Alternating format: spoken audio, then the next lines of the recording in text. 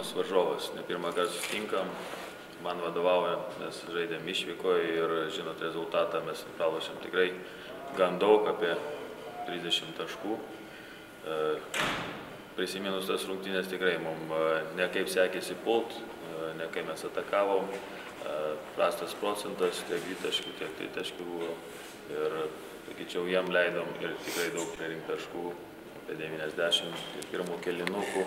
Mes praradom tą kontrolę rungtynės, jie tada pabėgo, daug taškų primetė ir sunku juos buvo pavyti. Bet tai yra komanda tikrai gerai sukomplektuota, yra daug žinomų gerų žaidėjų, tikrai jie diktuoja dabar sąlygas, tikrai gerai žaidžia.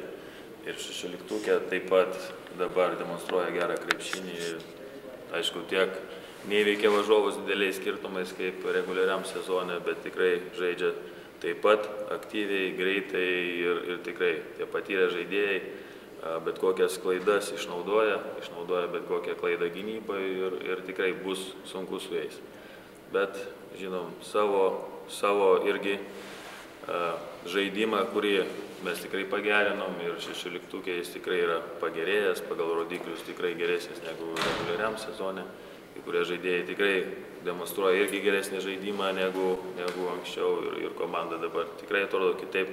Tik vieną dalyką mes turim gerinti gynybą, tikrai leidžiam daug primest, leidžiam primest lyderiam komandom, kuriam turėtume aktyviau, agresyviau dengtis ir tikrai ką mes turim taisyti ir norint tikrai laimėti, patekti kažkur ir galvoti apie kitus etapus, tikrai mes turim tam daug skirti dėmesį.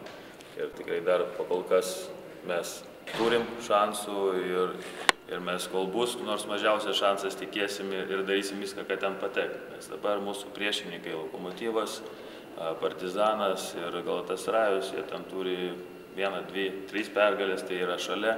Ir mes su tokiais varžovais kaip Realas irgi dirbsim ir stengsimės ir kovosim 100%, nes tik 100% kovodami mes galim tikėtis kažką padaryti ir paimti pergalę. Visi varžovai, žinot, yra ne tie, kurie neįveikiami, kiekvieni būna ir silpnų dienų ir kažkur pasitaiko juodos dienos, tai tikėsimės tikrai prieš juos kovoti ir pasidaryti taip, kad tos pergalės mums reikalingos ir kad mūsų turnyrinė lentelė atsirastų daugiau. Visi sveiki žaidėjai? Turėjom problemų paskutiniu metu, tai nebuvo tokios pilnavertės treniruotės, nes Lipkevičius turėjo ten problemų, Klimavičius turėjo, Šarūnui kažkokie skausmai ir Martynui tokių buvo, kur pilnavertės treniruotės neįvyko, turėjom pasikviesti jaunimą iš dublerių, Lukas Lekavičius, Donatas Tarolis buvo, kurie mums padėjo šią savaitę darbuotis, tai sakyčiau, bet darėm, ką reikėjo, padarėm, ką reikėjo ir tikėsimės. Bet važiuoja visi? Taip, važiuoja šiuo metu visi ir būsim pasiruošę žaisti. Kokį įspūdį jums paliko Tarolis su Lekavičiu? Nu kaip, vaikinukai stengiasi, jauni, jie tikrai dar jie savo turi. Sezoną pabaigti stengsimės kuo daugiau vis pritraukti prie savęs ir kuo daugiau čia pabūtų ir padirbėtų su vyrais.